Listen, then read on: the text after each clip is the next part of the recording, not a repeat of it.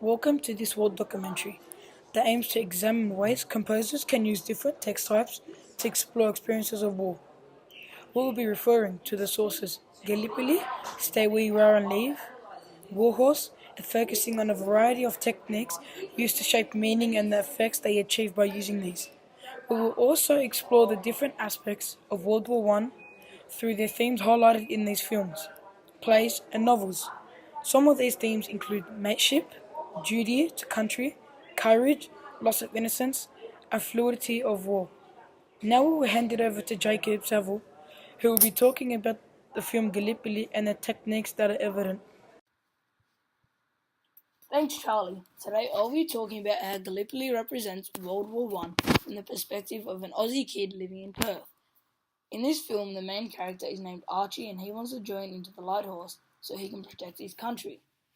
Archie feels the duty to join the army because he is very patriotic and he feels that he needs to help his fellow Australians fight against the Turkish in Gallipoli.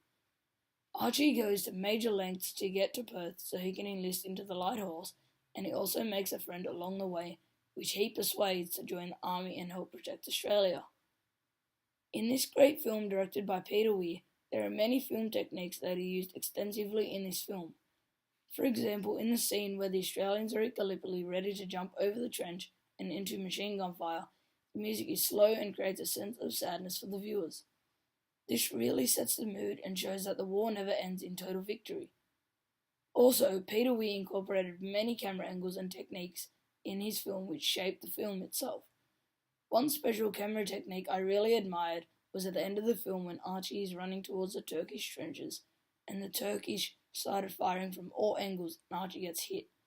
At this point, the film has an 8-second freeze frame and it shows Archie at the peak of his stride. This shows that it is a part for the viewer must infer what happens in this scene. Doing this, it creates suspense and people infer the worst, and it leaves the movie on a cliffhanger, which makes people think about this scene at that moment while watching the film and after the film. During this film, Peter Weir conveys many different themes.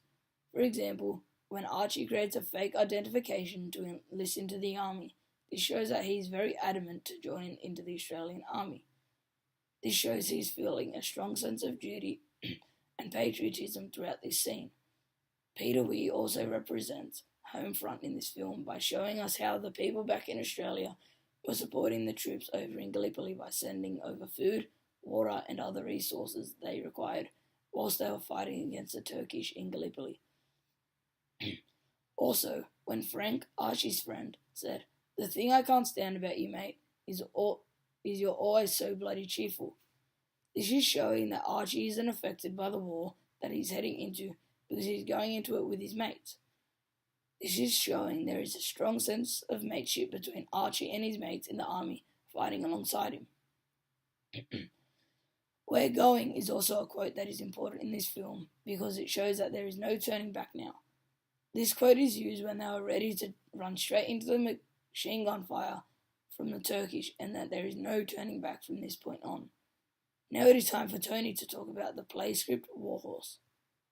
Thanks, Jacob. Warhorse is a representation of war because of what is shown in the play. It isn't like all war movies or books, etc. It's about a horse and not a soldier or any other figure in war. A horse was chosen because it was something different, something that hasn't been shown before. Warhorse is a play which was made by Nick Stafford and came from the idea of Michael Morpurgo, who wrote the original book of Warhorse. Nick Stafford turned the book to a play. Changing something from text type to another text type is hard. Nick Stafford changed a novel into a play. This requires a change of techniques. The book required writing techniques, language techniques, etc. The play required performance techniques such as breath control, which could be shown by using big breaths which soldiers would have used in war. Speaking style is another technique which was used by speaking in the way that soldiers would have spoken on the battlefield. Warhorse is a great way to represent war because it isn't very often you see a play, especially about war. The animal chosen was obviously because horses were used in World War One, but it isn't the easiest animal to write about. Usually, when you think about an animal in a play or script, you think of something like a dog or small pet. Reading the play script was very interesting, and the play made it even better. In Warhorse, the horse's name was Joey. He was shipped and sent to go to war. You can tell when animals are sad and angry or feeling other emotions, but in the play script it doesn't always say their feelings, so you would have to imagine how they would be feeling.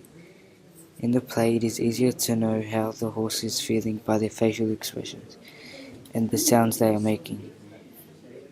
Look, Joey, I got one too, says Albert Narracott. Joey is the horse and Albert is a human. This shows that animals and human beings can have a relationship and communicate. In Warhorse, you have to use your imagination to empathize what it would be like to be a horse. Warhorse represents war by showing how determined the horse was to take part in the war, and that it isn't only humans that fight for one another, but animals can too. Now Jacob will speak to us about Stay Where You Are and Then Leave. Thanks, Tony. Stay Where You Are and Then Leave represents World War One from the perspective of a 9-year-old boy called Alfie. He doesn't believe what his mum says about his dad being on a secret mission, so he goes out to the Ipswich hospital to find his dad. To his surprise, he found his dad, but his dad didn't recognize him.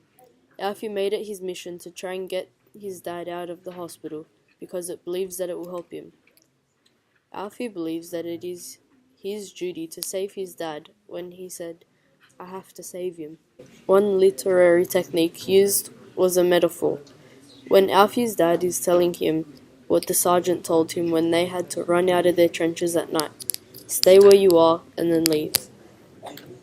Alfie's perspective of duty isn't to fight the war, it is to help his loved ones get through the war. Like when Alfie decided to go to King's Cross Station and to help his mum out with the money. Then, Alfie tries to help his dad out by getting him out of the hospital and helping him to get better from the war. The perspective of war from this novel is from a 9-year-old boy that has a father that went to war. At first he started sending letters and then they stopped. His mum kept on saying that his dad was on a secret mission, but really, his dad was in the hospital recovering from the stress and pain of war.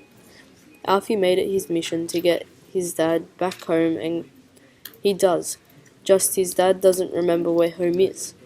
The reality of war is that death happens and there is nothing that anyone can do. At the end of the book it shows how his dad has recovered and how Alfie's grown up and different perspectives that Alfie and his dad give us. Now Charlie will summarize everything that we have spoken about. There are a variety of text types that use film techniques to examine the themes of World War One. In the film Gallipoli, film techniques such as camera angles are used to explore the war. One theme is duty, as Archie wants to join the army because he is very patriotic and he feels that he needs to help his fellow mates fight against the Turkish in Gallipoli. The novel, Stay Where You Are and Then Leave, also uses different varieties of techniques to explore empathy. Alfie can feel some sort of empathy when he sees his dad at the hospital in this bad condition. He decided that he wanted to make his mission to help his dad get out of the hospital because he believes it will help him. Warhorse uses techniques such as facial expressions, sound, lighting, voice control, costumes, props, makeup, empathy, breath control, projection, speaking, style, etc. Warhorse is a great way to represent war because it is very often you see a play, especially about war. Thank you.